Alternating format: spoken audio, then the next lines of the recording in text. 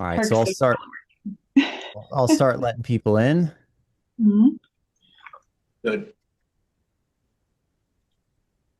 and I'll also manage the waiting room and questions that come up. You guys can keep an eye on it as well, but just to let you know, like I got you on that. So, Oh, oh, wait, okay. hello everyone, welcome. Morning. So got a few minutes before we'll give it another minute or two before people pop in. We've got people filing into the waiting room and the meeting. It's nice to see. It's nice to see you guys. Nice to see some of you, some familiar faces. Get this going. So before we get started, everyone, if you guys want to share where you're zooming in from in the chat, if you want to share where you guys are about in the world. Detroit, nice. Motor Well, City. we have a big giant group here. It's going to be everybody's on camera. That's just great. Makes it even more fun.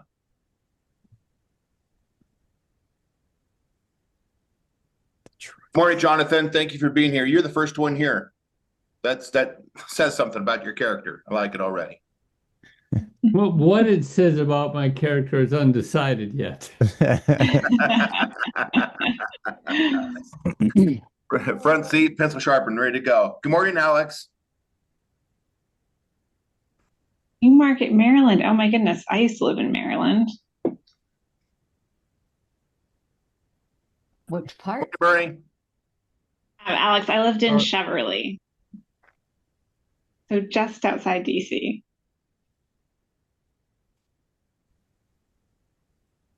Hey, You're muted, Alex. I'm not quick enough. I'm clicking, but it's not engaging. I'm talking faster than my clicking. Sucker. So, well, we could just go ahead and get started now, and people are going to file in as time goes on. But first, thank you everyone for joining this webinar. My name is Samuel. I'm the Director of Partnerships here at MyQuest. Really excited to actually host this webinar with CourseCREEK. And we have Robert Lunte he's the founder and CEO of CourseCREEK. And we've got Dana Sleeper as well. She'll be the other presenter or speaker, let's say, and she is the director of instructional design at CourseCREEK and as well the founder of the Sleeper Group. So if you guys want to introduce or say something about yourselves, I'll hand it over to you and then we'll just roll forward from here. Sure. Sam, thanks a lot for putting this together. It's really great. And special thanks to everybody who's taken the time to come in here and listen to what we might be able to share and add value for you. We're going to do our best to give you all the information you need. My name is Robert Lunte. I'm the founder and CEO for a company called CourseCREEK. All right. And what we do is we are a full service firm that helps anybody in the e-learning business take care of anything you need in that business. That is to say, consulting platforms like MyQuest, instructional design, which we'll be talking a bit about today, and marketing as well. We've been doing it for about 7 years, and part of our success is we have the opportunity to recruit and partner with some of the best talent in the world, I have to say, as a chief here. And Dana Sleeper happens to be one of them. She's our director of instructional design. And Dana, I'll let you speak for yourself. Tell them all about your magic, please. Hi, folks. Happy to be here today. Appreciate being included for this conversation. As Robert mentioned, I work with the CourseCREEK team on instructional design. So that means I work directly with clients to help them transform their content from static Word document format or just ideas in their heads to interactive and engaging e-learning. So anything from designing storyline interactions to video, helping them really strategize on how they're going to engage learners over the course of all of their content. So excited to be here and talk about all of this with you, hear maybe what some of your pain points are and see if we can provide you with some advice on ways to overcome it. So looking forward to the conversation. Mm-hmm. Indeed. Cool. Well, I'll start off with a question, if that's all right. I think we'll get into it. And kind of one of the first questions that comes up and in the first areas of conversation that will be talking about, choosing the right platform for long long-term scalability. And Yeah. I guess, like, Robert, I guess you could chime in on this one. What are the most critical factors to consider when choosing a learning management system or learning experience platform for long-term scalability? Sure. So platforms is something we spend a lot of time on. Platforms such as MyQuest. I'll just try to keep it really simple. For the platform is it might be the first or one of your first decisions you have to make, and in some sense, it's the most critical decision, because the platform, if you don't choose the right platform for your business model, then the instructional design, Dana's work, and even marketing, and whether you can do consumer sales and B2B or only consumer sales, all of that it will be sacrificed, and then you have to pull up stakes and rebuild the platform. So we wouldn't want that to happen. So yes, choose the right platform. First thing that I'm always looking for with our clients is, and we do a lot of B2B clients, is I'm looking for a platform that is SCORM compliant, so that we can use high interactive SCORM interactions on the inside. Not all LMS platforms are SCORM compliant, and unless you're like a yoga teacher or a piano teacher or whatever, and you're low on budget, if it doesn't have SCORM, walk away. That's my opinion. 2, to do business to business, multi-tenancy capabilities, which means you're selling Safeco, Firestone, Albertsons, and they can all just bring their staff or their partners in, and they'll be siloed into one individual working space. So multi-tenancy is super important for scalability. And also the authoring tools on the inside. The interactions that can be built. What do they allow you to do? Does it have gamification? Is it SCORM itself? Are they well put together with proven instructional design principles, things that Dana and those guys would be looking for? And I'll add one more thing.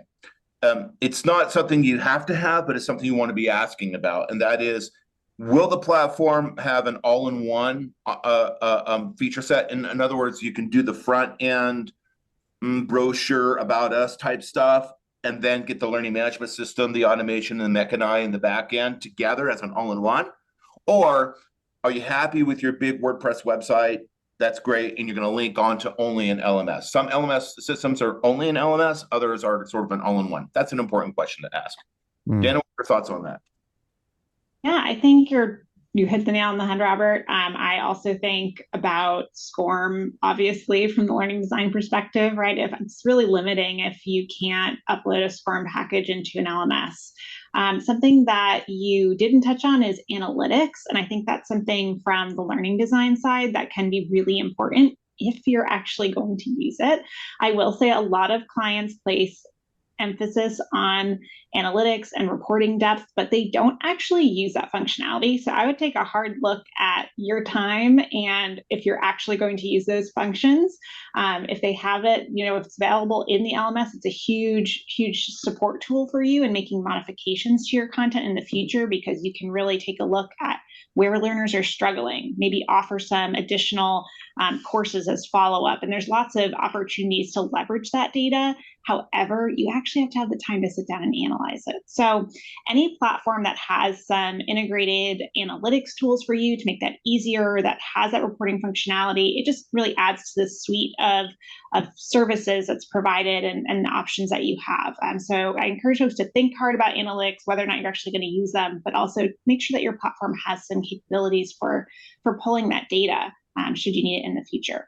And then some nice to have things. Gamification is great, like Robert said. If you can do badging, if you can do, certificates, if you can do some of those sorts of items, as well as things like pushing out learning content. So if you can pre-schedule learning content sendouts and use micro learnings as a way to engage folks, or use some of those other sort of enhanced features within an LMS, I find that can be really helpful for upselling your product and just ensuring that your community stays engaged long term.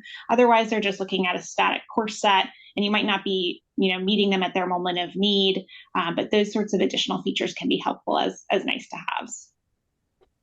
Maybe this is, and I'd love for you guys to help explain this in your words as best as you can. Some of us here, some of the audience may not know what SCORM is, or understand what that term actually refers to. So that might help clarify a little bit around like, why is it critical and what is SCORM in the first place?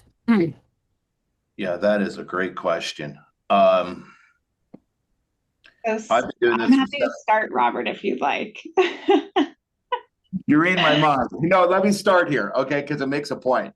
All right, SCORM is really super fancy talk for, you guys ready for this? A set of technical standards that allow one learning content to be shared and reused across different learning management systems. And do you know what it stands for? The acronym, Dana? SCORM. Variable Content Object Reference Model. No one uses that. It's nonsense. For 7 years, I still haven't memorized that, but it's super important. It's a great question, Sam, and it's something you guys need to be aware of, because when you get into this up to your knees and waist, people are going to start talking to you about it, and you have to have it. But really, the world of SCORM is something that Dana plays in. So Dana, go ahead. I think the easy way to think about SCORM is it packages up your content in a way that you can take it from one platform to another, or you can sell your content. So it's really the way that the content is packaged. So it's the folder that everything that I would build as an instructional designer is housed in. It has to be adaptable. It's like a universal translation that can be used across various platforms. So there are different types of packages, right? There's SCORM, there's XAPI, there's different options. And certainly as LMSs have advanced, there are different packaging options they support, but SCORM remains like kind of the standard for the industry, I would say. Even with those new format options, most folks are still using SCORM packages. One, because they have lower error rates than some of the other formats, just because they've been around for so long and they're well tested. Two, again, because they work across all those platforms. So I would just think of it as the package that houses your content. In order to create that package, you need to use certain authoring tools, certain software. So we have a suite of different software tools that we use to create that content. And that is what enables us to do all that fun interactive learning and package great video content into items, do all sorts of different things, like what Robert had mentioned earlier. Dana, can I take a stab at that as well?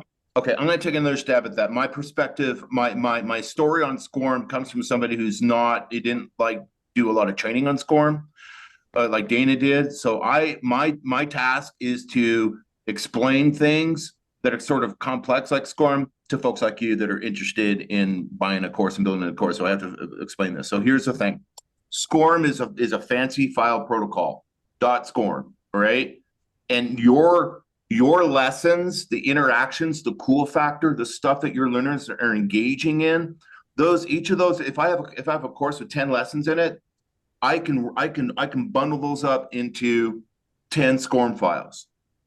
Okay? I can take the lessons, I can kind of compress them into 10 SCORM files. All right?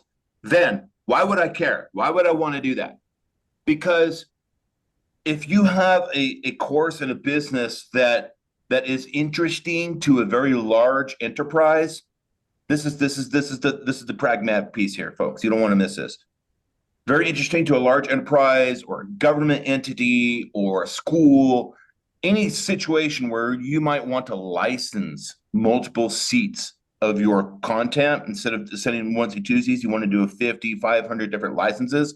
Those larger organizations oftentimes aren't going to send their customers, their staff, their partners to your learning management system because of security reasons and who knows, whatever the reason is. Sometimes those big organizations are going to require that they want your content and they're going to ask you to take your SCORM files that we designed for you and put it in their learning management system.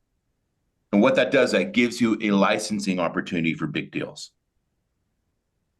Okay, now I'm sure Dan's probably thinking I'm oversimplifying that a little bit. I may have missed a thing or two, but in terms of practical application and why we care in terms of making money and doing business to business, SCORM gives you that portability of your stuff to go into big systems.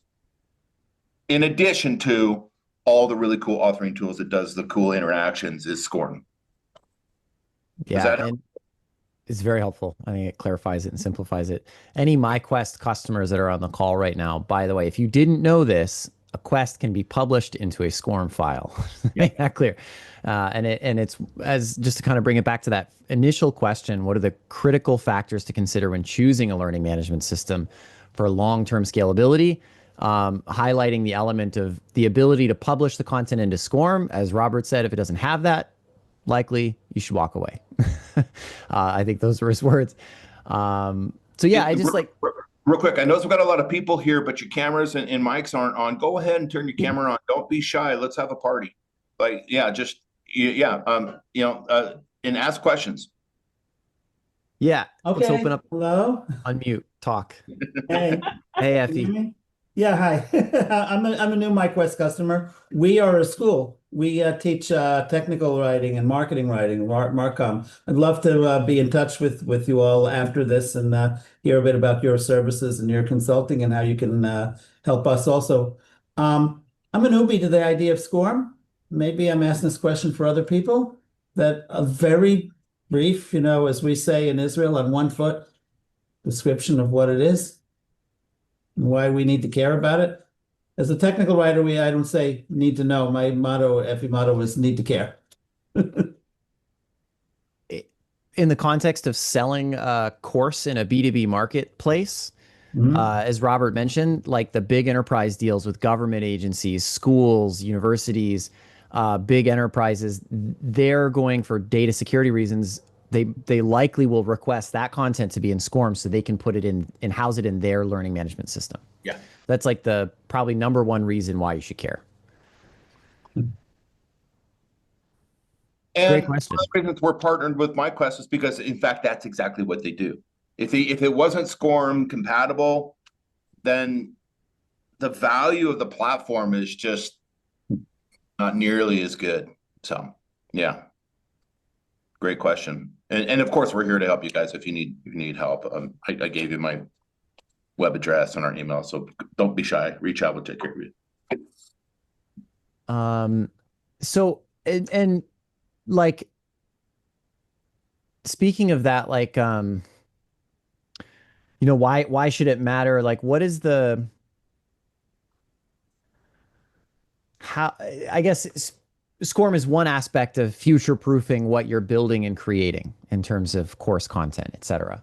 So like, how can, whether it's a training organization, a training business, I'm selling the content online, is there a way that I can future-proof the learning content I'm building? So SCORM sounds like, that's one way to do that, because, right, like systems, despite it being an older format, it's pervasive across the entire industry and remains to be very commonly used.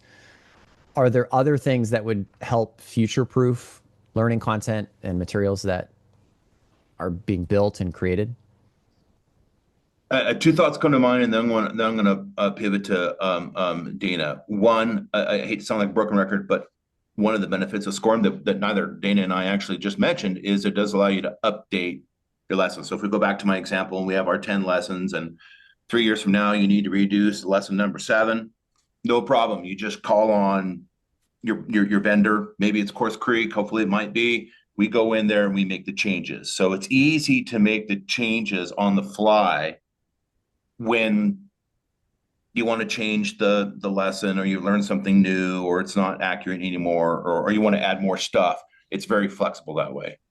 And then the other thing that is future proof is have a partner.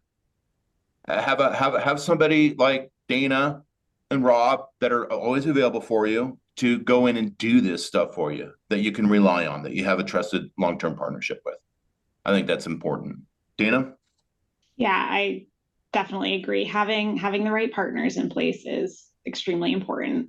I would say that goes also for your authoring tool and your LMS platform, right? Folks like MyQuest who are hosting these calls, right? They have an active community. They're here to support you. They're here to give you information. That shows their dedication, and they're actively developing new features for the platform, you know that they're here and they're engaged, and that's really valuable, in my opinion. I would also add that, kind of circling back to the SCORM content piece, when Robert was talking about the packaging, there's different ways that we can break up the content. And one of the ways to future-proof for the LMS ecosystem is if you do break your content down into those smaller packages, when you go to do updates, you can update each individual piece and then just upload a new package. It's a very simple process. So rather than having to redesign an entire program, if you upload them as individual SCORM packages dropped in, you can say like, oh, I only need to update lesson 3. Let me pull lesson 3 out and just take a look at that content and update it. So thinking about making your content modular through those SCORM packages is a really good way to future-proof within the ecosystem of the LMS.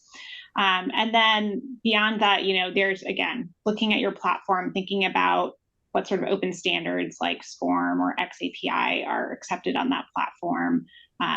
I don't speak to the tech stack component as much as Robert does, most likely, but having cloud-based platforms, things that have global availability and integration can be really important for future-proofing, because obviously things are moving really fast-paced now, especially with AI. So platforms that can integrate and have that kind of external ability to interact with other platforms can be really useful. Those are some things that come to mind. Yeah, great. Dana, a professional instructional designer like Dana will plan ahead when they're doing your storyboards and your content maps. So she'll be thinking, when you work with her to map out your content for your course, she'll be thinking, well, how's this going to live 3 years from now? How's this going to be able to modify easy 5 years from now? I don't want you, my client, to call me a year from now and be frustrated because I built something that isn't flexible. So it's one of the things you should expect to have from a great instructional designer like Dana. And Dana, you made another really good point, and that is, I'm like a 12-step recovering WordPress user. All right, and some of you might probably know what I'm talking about, right, Effie? I mean, all the plugins, all the breakdowns, all the stuff that keeps me away from doing my business. SaaS is the way to go. SaaS, a web-based software as a service system like MyQuest is absolutely, positively, no exception, the way you need to move forward, because that platform will always be running. And there's just nothing more liberating to getting you into being able to do what you do best and not be fighting technology in your business than making an investment in a SaaS platform, which MyQuest is, in fact, that. Yeah. So, I mean, absolutely. We're always committed to make sure the platform's running, functioning, and those of you that That's are your job. Yeah, that's what we do. That's what they do. Is keep the thing running, and then exactly. we do stuff on the inside. Yeah. And I can't say I've had a few calls and conversations with businesses that are, we'll launch our own platform. We're going to build our own and develop our own solution for this. And, they're 2 years later, we're about to release it. And like, you're just at the beginning, you now are a product company. And I think a lot of people miss the mark on that. Like you said, WordPress, that is essentially you are managing and running your own website at that point. Yeah. It's a lot of extra work and a lot of extra steps that it takes your focus away from the things that you're good at. I spoke to somebody recently who the statement really landed: do what you're good at, and results follow. It's really amazing. Sam, real quick, one of the big services that we do is LMS Migrations. So example, if you're sitting on a WordPress system or something that's not cutting edge, we can migrate data and content over to MyQuest. And so migration is something that we've done a lot of work on, and most of it has been migrating from WordPress. Because WordPress, when you have an online course, there's a lot of moving parts on the inside. You got to take a membership, you got to take a transaction, you got to take a transaction for one course, you got to take transactions for the bundle, you got to take transactions for the promo. You've got to have automated email systems and marketing funnels and stuff like that. And you got to update the front end. there's a lot of moving parts in an online course system, and there's so many moving parts that the plugins in WordPress that are required to keep all that going. I mean, WordPress does offer an LMS thing, but we have done a lot of business moving people away from that to SaaS LMS systems that are more cutting edge. So run like hell from WordPress. I'm just saying, that's my personal opinion. Yeah. Tell us how you really feel, Robert. Yeah, I thought I'd be subtle. Yeah, right. So in the sense of like instructional design and this conversation around SCORM compliance and the different authoring tools that can build content in SCORM compliance, what are some best practices in the instructional design process for creating scalable e-learning programs? Good question. That's got Dana all over it. I'll give a few. There's lots of best practices, right? But I would highlight having consistent templates and design system use. So one of the really nice things about MyQuest, right, is some of that templatization is already built in there. You're not having to try to build things out with, HTML code or mock up all those things yourself. A lot of those elements are pre-built for you, and it comes off very polished and very professional. So that certainly helps you as you're scaling your programs. I would also say having reusable pieces. So thinking about modular design, right? If you can copy one component from one area to another, that can save you a lot of time in terms of your building, but also ensure that you are able to scale quickly and respond to customer needs. I would also highlight for folks something that they sometimes don't think about until a little bit too late in the process, which is accessibility. Depending on who your clients are, WCAG compliance can be really, really important. So if you're thinking about accessibility to your content, maybe it's just like a personal driver, right? Maybe your clients don't care about it right now. Maybe you just want to make sure everyone can access your awesome course content and have, the ability to learn. Great. You will eventually come to a point where some learner on your platform or one of your clients or someone says, hey, are you WCAG 2.1 AA compliant? Do you have all these accessibility features to make it so everybody can access your content? Because government requires that. There are plenty of other folks that require that as a standard. So if you're looking to build a scalable program, I would think about that accessibility component earlier on, because retrofitting and going back to do that, not super fun. And platforms that already have those features built in that help with alt text, that have a lot of this templatized system, makes it much, much easier to do. I would also say two other points, and then I'll stop talking. I could talk about learning design forever. The performance-based learning objectives, right? We're trying to enact some sort of change. So if you're familiar with the instructional design side of things, you may have heard of Bloom's taxonomy. That's how you're breaking up the level of learning. So you want to think about not just having folks memorize information, but actually, how is it going to change how they act, right? If you want to have an effective, impactful program, how are you going to change the way they perform, the way they act, what they do? And that is a little bit more difficult to achieve. You're not just giving folks flashcards, but you're thinking about ways to engage with them through scenarios or ways that they could practice on a platform or using, the MyQuest tools that are available to engage them and get them committed to going down that path on that quest to achieve that higher level of learning. And then lastly, I would say checkpoints for feedback or adaptive learning opportunities can be really valuable as well. So if you are looking to engage your learners and have a platform that allows you to give feedback to them, or have a community space where you can have some of that interaction and learning opportunity in that way, that can also be really helpful in building a more scalable e-learning program. So I'll pause there, Sam.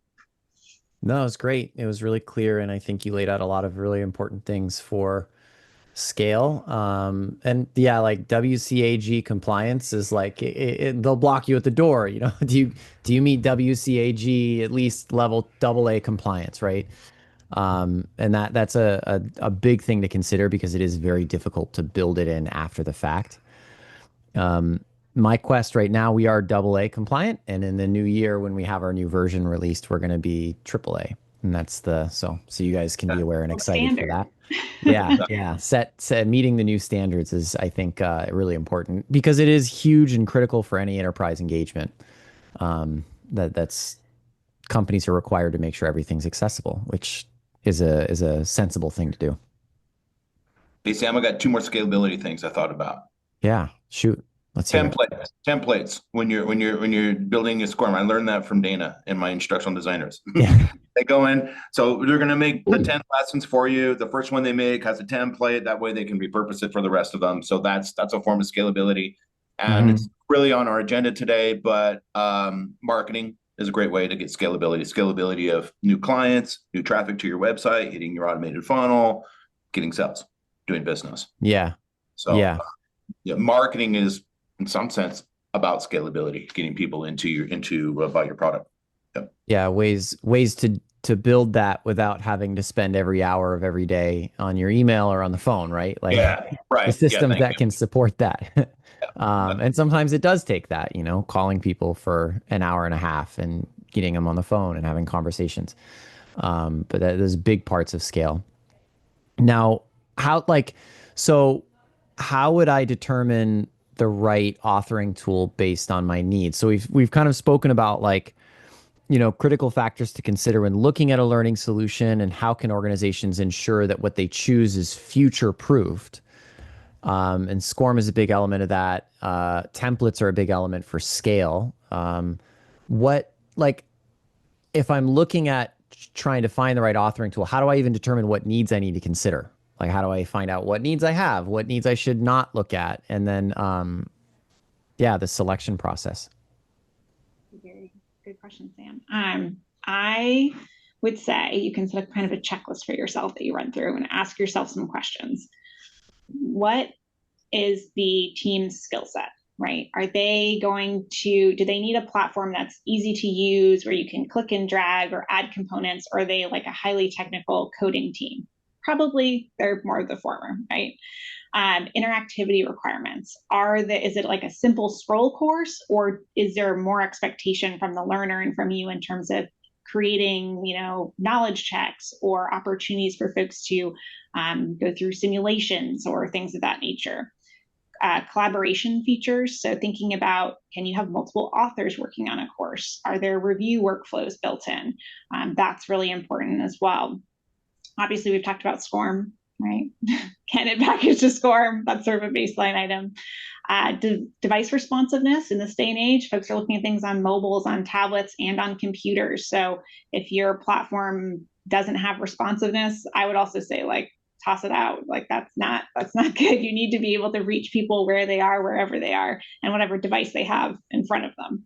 And then more and more, I'm seeing clients look at localization and multilingual support as well. So the ability to deliver course content, not just, within the US, but in English, but to, make sure you can deliver in Spanish and French for North America, or if you want to expand globally and think about, I have some clients who translate to 13 languages as a standard.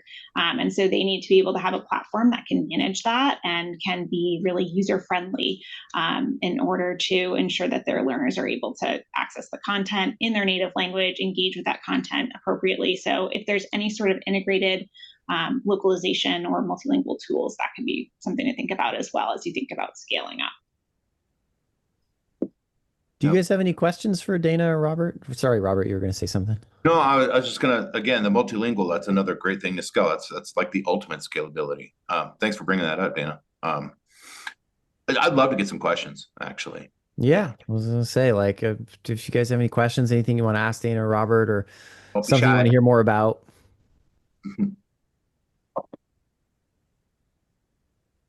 Maybe folks can put in the chat, what project are you working on right now? Yeah, tell us about your projects. Yeah, why are you working with MyQuest? Tell us about what you're working on. We are excited about what you're struggling with, anything at all. See, we have 2 nonprofits and a for-profit, and we're in WordPress, and we're, we've been working on it for 30 years. But yeah, the scalability is really important. How would we transition everything that we have already built over into both MyQuest and, be SCORM compliant and all that in SaaS? In a nutshell. Karen, what? This will be fun. Karen, what? So you have curriculum. You have teachings that you're offering currently. Okay. Yes. And is it digitized yet, or is it currently just sort of like one-on-one or in-person sort of delivery at the moment? Well, there's some like recordings of conferences in the past, and there's also Zoom meetings that I've been doing. And we did a summit that had like 60 people, and then we had another one that had about 80 people. It was mostly with Zoom. All right, so you've been doing a live training over Zoom, very common thing. And I think your question is maybe we talk a little bit about how we would take that foundation and transition it into an asynchronous, self-paced course with all the magic and cool factor that we've been talking about, correct? Exactly. B2B, go to schools, go to government. That's the goal, to go to schools and go to government. Yeah. Okay. All right. This is what we do every day. This is like our bread and butter here. Okay. So what you would do is when you would give us some people to know what they're doing. Let's just say that's CourseCREEK. I don't want to sound too salesy, but just I'm trying to help you guys get with somebody that knows what they're doing. Okay. That's important. Next, kind of a lot of what we've been going for. You want to have your new partner advise a proper platform for you, right? And we already went over that. So we are advising MyQuest, okay? So platform. Then you would begin with instructional design. So if you were working with CourseCREEK, we would pair you with Dana or somebody on her talented team, all right? And Dana, can you walk them through a little bit what, storyboards and content maps and, the magical transformation takeaway that has to happen and, all that stuff? That would be great. And then we can pivot back to the tech stack a little bit and turn it on. Yeah. Okay. Yeah. So Karen, what we would do is, since you have source content, frankly, you're in a great place, right? Because some folks are coming in and they have an idea, but they don't have recorded video content. They are trying to start from scratch. So you're actually starting in a really good position where you can just make it easy on yourself, send us what you've got, and we will go through your content and we will break it down into a course outline. So we will structure it, and then we'll think about ways that it can be translated into an e-learning format. So we'll say like, okay, this is an amazing experience that's really immersive for folks in person. What can we do to get something as close to that in an e-learning format? And so we'll go through and we'll actually adapt all of the activities that you do in person to an e-learning format, so on and so forth. So we'll go through and do that instructional design work. We'll review it with you to make sure that you're aligned, because you're the subject matter expert ultimately, right? So we need to have conversations with you where we're talking about, okay, here's our recommendation, and Robert's putting up on the screen, here's a course map. So this is an example of how we might break down your content into modules and lessons. We pulled out some ways that we might add some interactions or some video content. We might even take snippets from some of those trainings and embed them into the program itself, depending on if it would be applicable for that asynchronous content. So we would go through this structuring exercise first to make sure that we really have a good framework, a good skeleton for what we're going to build. And then once we'd approved that, now we go into our authoring tool. We go into MyQuest and we start actually building out all of that content for you. So depending on who you work with as a partner, right? There's different levels of service that folks provide. We're very much like a white glove service. We'll take what you have, we will build everything for you, we walk you through it, we coach you through it, and we will create these learning experiences that include the gamification and the blended learning and all of those sorts of great things based off your source content. We'll package it for you. We'll get it all set up in the LMS the way that you want it to look.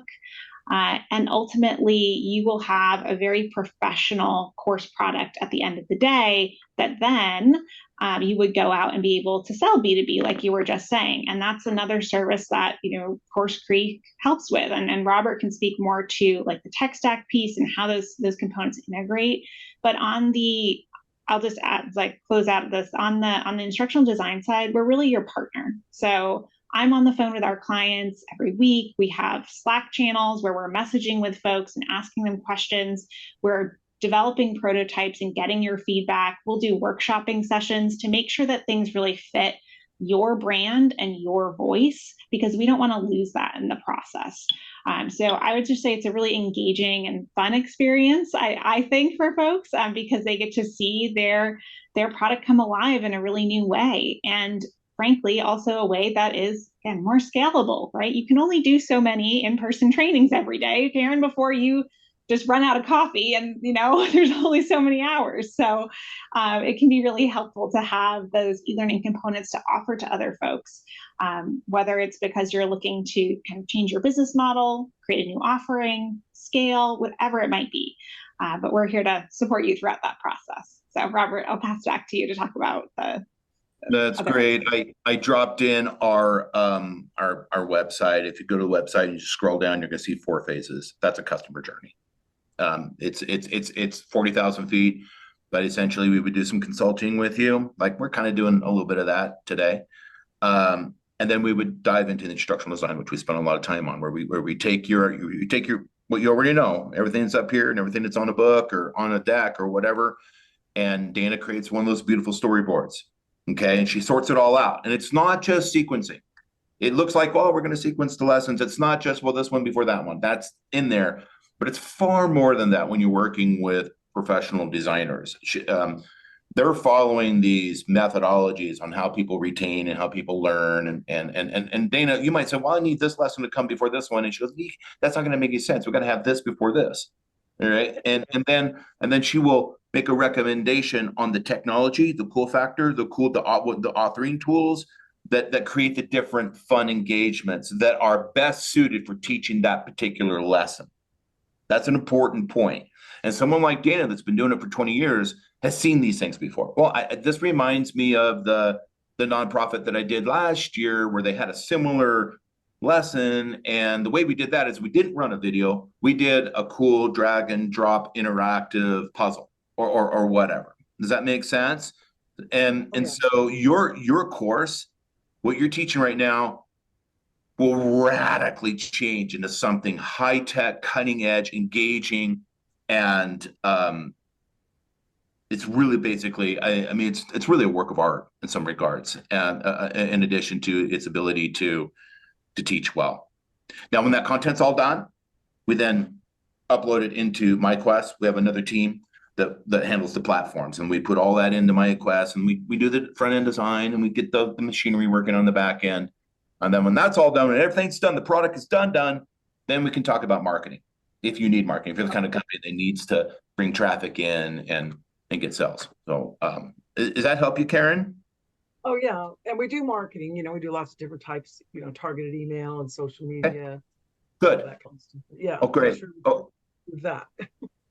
Okay. All right. That helps a lot. The process takes about 8 to 10 weeks. That's not bad. Per website?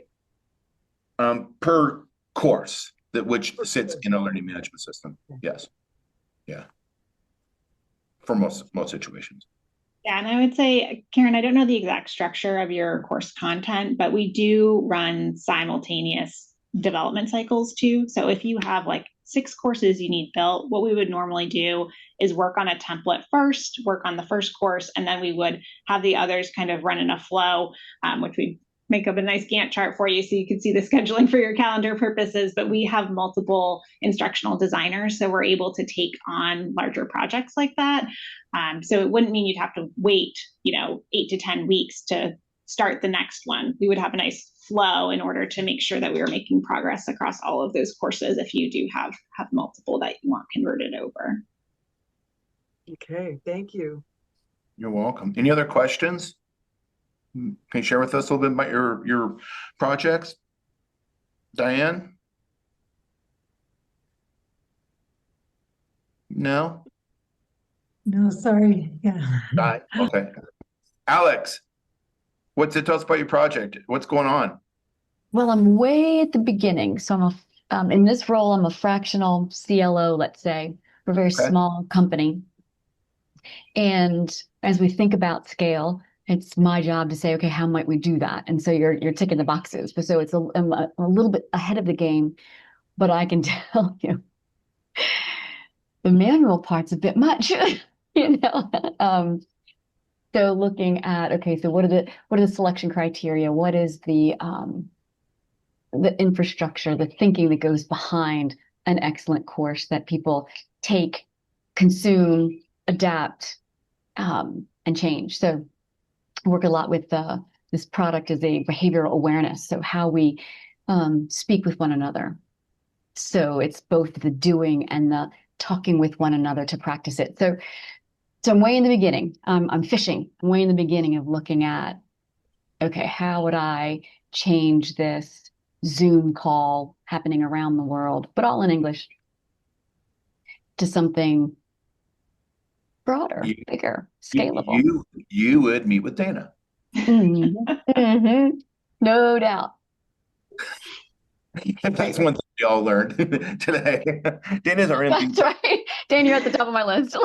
What to do? Talk to Dana. Yeah, there's some great options for teaching soft skills like that, Alex, right? Like we can look at scenario-based learning where we present options to the learners. They can go down fun little pathways and get instantaneous feedback about their selections and have little avatars react to what they've selected. There's all sorts of things you can do for soft skills training. Right. So, yeah. Fun is.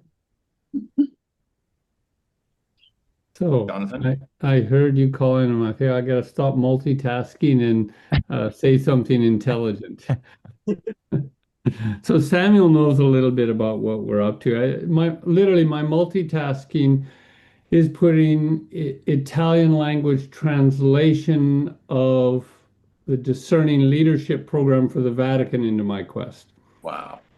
So that's one little client project. Small the client. main kind of things we're doing is we have a program on building emotional resilience using a very specific learning model that MyQuest we picked because it aligns with that learning model best, coming out of developmental psychology and neuroscience of learning.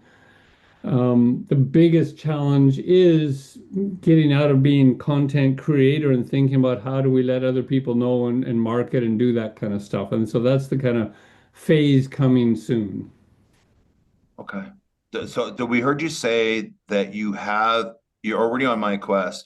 You already have an existing course that's running. Is it to market? I ran 2 university courses, a coaching course and a leadership course that I ran whole semester courses online for people using MyQuest. So I've been for about 4 or 5 years with them doing stuff. Our user. That's fantastic. And you're sort of nudging towards talking about. Yeah, so career left the university because they said, no, you can't use MyQuest anymore. So I literally, when they said that, I said, okay, then I'm gone. No joke. That's a testimonial for you, Sam, right there. We got to get that. There were other factors, I think, but that was one of the elements that pushed them to the edge. It wasn't the only reason. So trying to transition from having absorbed a lot of learning and testing and development. I have a consulting business for a long time too, and translate that content into something more scalable. So MyQuest is a good platform for that, but it's getting over this hump of making things good enough, but then how do you create the branding and marketing? So Samuel's actually giving us some feedback on our website. That's one part of it, but then how do you create the exposure and things that drive people to that? And that's where, like, I live in a little bubble. I've never advertised. It's all been networks. That's how I got into the Vatican and things like that. Wow. You have great connections, allegedly. So fantastic.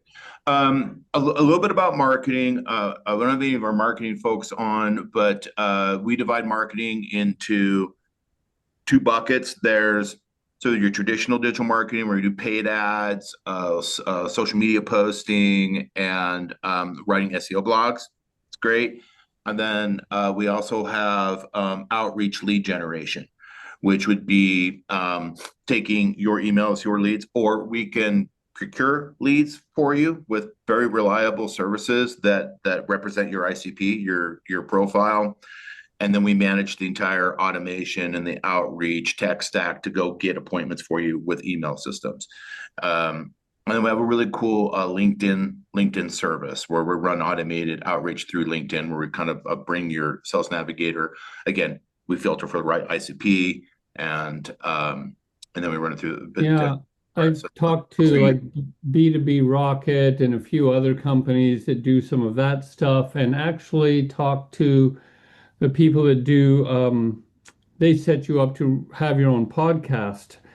And they take care of everything. You create the ideal client, and they get them for you. And the interviewee becomes your client. It's not about the audience exposure. It's about the person you actually interview that's the pipeline, is to have them become the client. Okay. So I think, I'm exploring all these kind of things. So I'm open, I'm just trying to learn what's out there, what's available, what's going to best fit with sometimes it's like marketing the invisible, because what we encounter a lot is people go through one of our programs and they say, oh my God, I couldn't have understood what this was until I did it. Yeah, marketing is complex, and you have to have the right team. You have to have real smart, experienced people to make it work well for you. And there's about 8 different things you can do just based on your business model. We don't have enough time to talk at all about it today, but more than happy to entertain some fun ideas for you if you're into it. Could well be. Yeah. Okay. So I've been, chatting with Samuel for a couple of years about these things now. So. Okay. Yeah. And Jonathan, you're on the precipice of being able to communicate the value of what you do really effectively. I think you've really defined what you do, and communicating that in a simple way through marketing is going to be the cherry on top and the bow that completes the entire process that you've been in around like formulating what it is that you're providing. Yeah. This is based on but part of what we're looking for is how to partner with organizations that can provide all the kind of things you're describing, in many ways, because we're a very small shop and dependent on a lot of volunteer support and these kind of things. And that's very hard to scale and do. And I spent 4 days learning how to code to build a demo platform for Deloitte in Australia to sell. So I could use better things with my time. For sure. Yeah. Yeah, I just want to presence the time and make sure we have enough to go through just the last kind of focused area to get into, and that's related to multi-tenancy. And, what does it mean in the context of a learning management system? What does it mean in the context of some of the conversations of projects that we've heard today? What are some of the challenges related to it? What does it mean overall? Well, we mentioned it once before. A multi-tenancy is, as it sounds, multi-tenants. So it's a B2B thing. So if you're selling you have a lot of B2B clients, and they all have different unique needs. For example, one need might be company A wants all your course content. Company B only wants modules 3 and 4. Company C wants modules 6 and 9. That can all be served out to that particular client. So it allows you to sort of customize your content a little bit. That's one thing you could do with multi-tenancy, but it also allows them to send their folks into their own workspace, their own silo, without any security issues of going into Safeco stuff or any of that sort of thing. Typically, it also involves selling multiple seats or bulk seats, groups of seats, instead of one-on-one. Dana? Yeah, when I think of multi-tenancy, I kind of think of it as like you're the hub, you're the central repository for all of the learning assets, for everything, all of the modules, all the lessons. And then, like Robert said, you can kind of parse out to different folks what it is they're looking for. And it gives you that data separation and privacy for each of your clients. They can have custom branding within their own landing pages, things of that nature. So they have their own logins. It looks like their system to their users. They can have role-based access control. So that's really helpful to set up. You can create different levels of access. So if they have folks who need to get in and do reporting within their system, they can pull up data.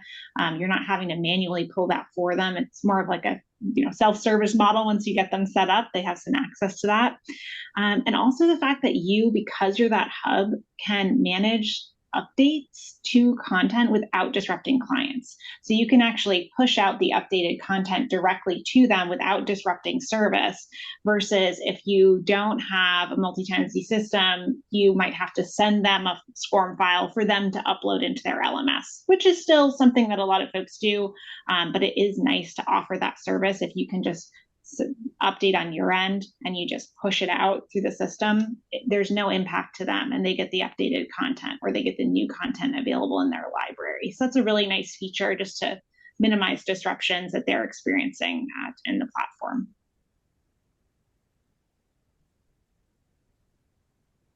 And to highlight for any of the MyQuest customers in the call now or in the webinar, you don't have to send a new SCORM file when you update content. It just updates inside of their system in the SCORM package they have. So it's handled simply and easily.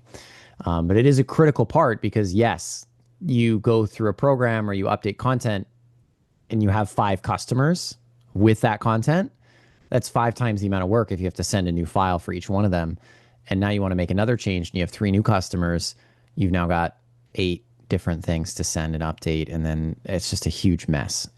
These things, when we talk about scale, the challenge of like a little tiny shift becomes exponentially more difficult when you have 10 customers, 15 customers, 20 different enterprise customers. Because when the scale factor hits, it becomes very exponentially challenging, the simple things. So it's a big thing to consider, multi-tenancy, and making sure it's easy to have those changes happen. And I guess what Can I ask a question about that? Yeah, go ahead, Diane. Samuel. So, we've updated content in our programs in MyQuest, and different clients have been using them. And is it just content updates, or what you call the structural updates? Like if you move things from level to level, then sometimes that cannot be easily updated. So just curious, does the new version address that? And Good question. Maybe I'm getting too much in the weeds here. But... No, it's a great question. And I'll put it into context for everyone here who may not be familiar with MyQuest or the solution itself and how it works. So when you build a course in MyQuest, there's you publish the course, right? It's live for the learners, and they go through parts of the training. Well, let's say you have a group of 10 go through half the training, but you realize, well, we need to add a step back at the very beginning of the course because we got a lot of feedback, something's missing, we have to add something or we have to remove something. What this creates is a split in the versions in MyQuest. And basically what happens is a new version of the quest is created for those new people who are coming in, and we'll see that change that's a new piece or the piece that was removed. And in the sense of the SCORM packages with a customer, and you add or remove that element, there actually doesn't need to be any change on the customer side. It just means that new learners coming into that SCORM package will see the updated changes. Learners who have already gotten past that point of the change, they won't see it. And a question for the new version, it should be solved. I don't know, actually. My assumption is yes, this is something that will be addressed and changed, because that was a programming decision made back in like 2012, I think, 2013, how we were going to handle versioning. But it's a great question to bring up, especially in the space of multi-tenancy, multiple SCORM program quests out in the ether with customers. It's really just a matter of, if you want someone who's gone past that point to see the change, they have to just go through the course again from fresh. So that would be the way to fix it or address it. But there's no need to have to send them a new package. You'd update the content. It would be a constructive, destructive change, and the new learners would see it. The old learners who are past it, they won't see that change. Does that answer the question? Yes, thank you. Appreciate that. And I'll find out for you in the new version if that's being solved. And I'm 99% sure it is, but I don't want to be 100% until I get the word. So I'm going to find out.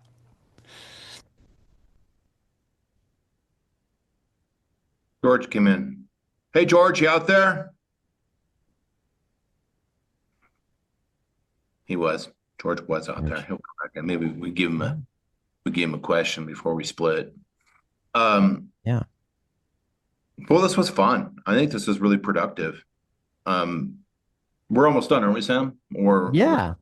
Yeah, we're coming up on the time. Like, I mean, the big thing I have to say is like these are all, this whole conversation is around like what's going to, if you're wanting to bring a course into the B2B space and you want it to be high profit, it's going to require scaling. And we went over some big elements around that, like choosing the right platform for future proofing and scalability being addressed. How are you, you know, from the instructional design authoring tool SCORM component, you know, what are the best practices in the space of instructional design to make sure it's going to work? And then, you know, how are we going to choose the right how are you choosing the right authoring tool? What do you even need to consider? What's important to think about? And then we got into multi-tenancy, what it means. We even did a few kind of like case study type questions. This is my project. This is what I'm working on. How would you go about it?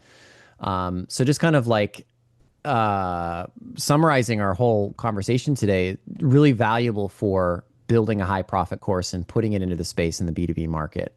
Now, this is part of this is the first webinar with CourseCREEK, but there's going to be 3 more, and they're all leading into the next, kind of tailing off the other. So the next conversation, the next webinar that we're having with CourseCREEK, it's happening on June 18th. And those of you that are here, you probably have gotten an email about it already. But June 18th at 11 a.m. Eastern. And the topic is building a high impact B2B sales funnel. So it's kind of the next step in the process. Okay, what are the things to consider if I'm going to be trying to build a high profit course in this space? And now now that I've got the course, how do I get people to it? And to Jonathan, your question and some of the other questions come up, like, how do I market? How do I sell it? That'll be the next webinar and conversation. And if you want to book a time or speak with CourseCREEK, there's a link here I'll put in the chat. And then if there's anything that you want to discuss with MyQuest, I'd love to speak with you if it's related to the platform. It's anything else. Like that's the link to book a time with us, the bit.ly link. It was really a pleasure having all of you. Yeah. And thank you, Robert and Dana, for your time. It was really great to hear some of the insight you guys had. And if there's anything else you want to say, I'll open the floor. No, I just thanks for everybody for being here. Great questions. Really fun, very productive.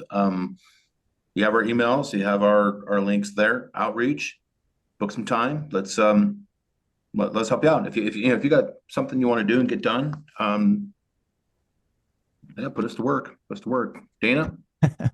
Yeah, thanks everyone. It's always fun to hear about the different types of projects that folks are working on, and there's so much creative energy that goes into designing the solutions too for any of the challenges you're facing. But we're here to help if you ever want to chat, and just appreciate everyone's time today. Thank you. Thank you. Thank you, so guys. much. Bye. Bye, everyone. Bye.